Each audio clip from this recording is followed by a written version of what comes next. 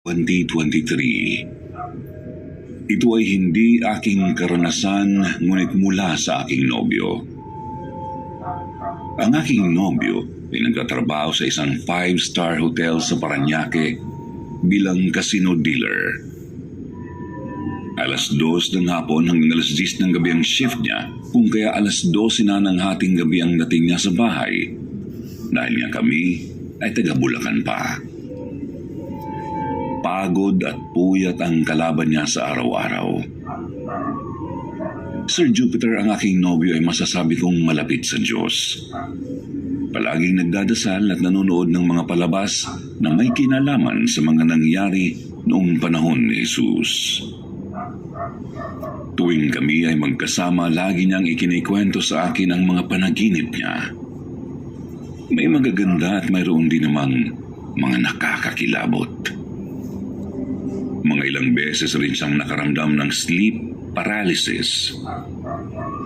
Sa lahat ng panaginip na kinwento niya sa akin, 2 doon ang pumukaw sa aking atensyon. Mga ilang beses niyang napanaginipan na siya ay nagsasagawa ng exorcism.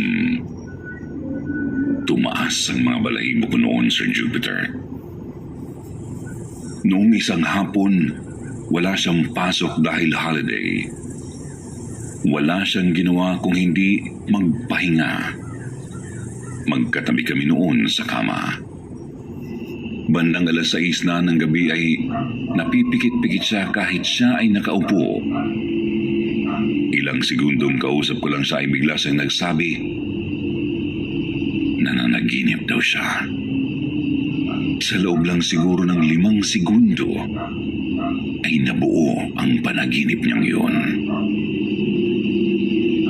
Bandang alas 11 na ng gabi nang maisipan namin na lumabas at bumili sa McDonald's ng makakain. Habang binabagtas namin ang napakadilim na kalsada, ay nagkakwentuhan kami tungkol sa panaginip niya noong natulog siya. Sabi niya, hindi siya tuluyang natulog dahil natakot siya. Pakiramdam niya ay humihiwalay ang kaluluwa niya sa katawan at para daw namamanhid ang buong katawan niya mula paa pataas sa ulo. Para daw siyang hinihigop hanggang mapunta na siya sa isang dagat. Doon daw ay lumalangoy siya at nagpapalutang-lutang. Hindi raw siya sumisid dahil alam niyang matutuluyan na siyang mapunta sa lucid dream. Isa pang kwento niya kaya hindi na niya itinuloy ang pagtulog at hindi sumisid. Nakita daw niya ang sarili sa may itaas ng hagdan, nakatingin sa madilim na kusina. Sa ibaba daw noon ay may sumilip na anino at biglang nawala. Sabi niya, baka raw isa itong trap. Habang kinikwento niya yun ay nagsisearch ako sa Google kung ano ang mararamdaman ng isang tao kapag siya ay nakaranas ng lucid dream. With being frank.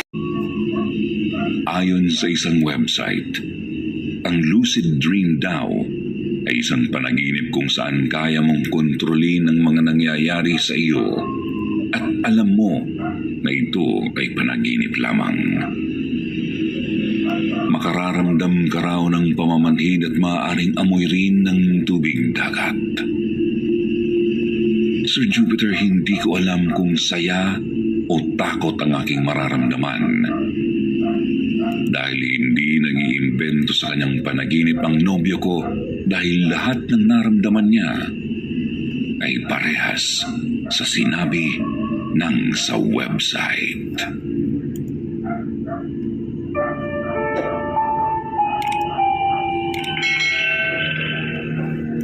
Mga alaga ng diwata.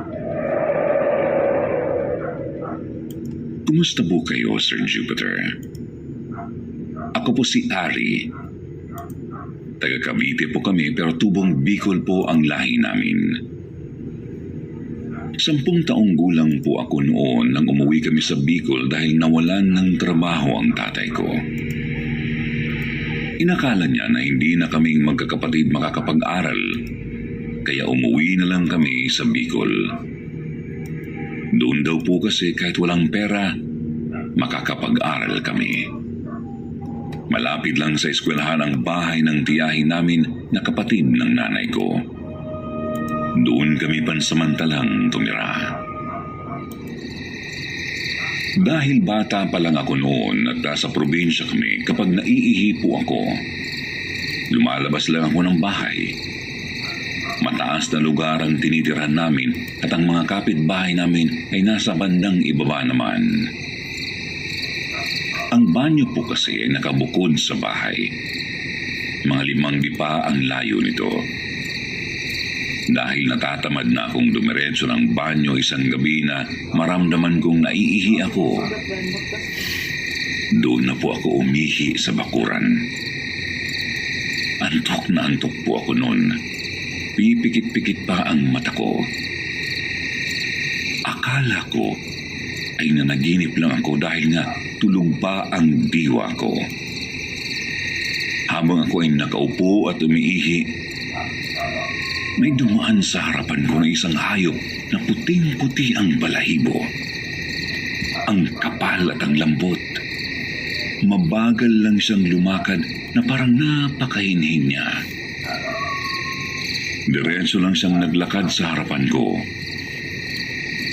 Nang magising ang diwa ko, inisip ko kung totoo bang may nangyaring ganun?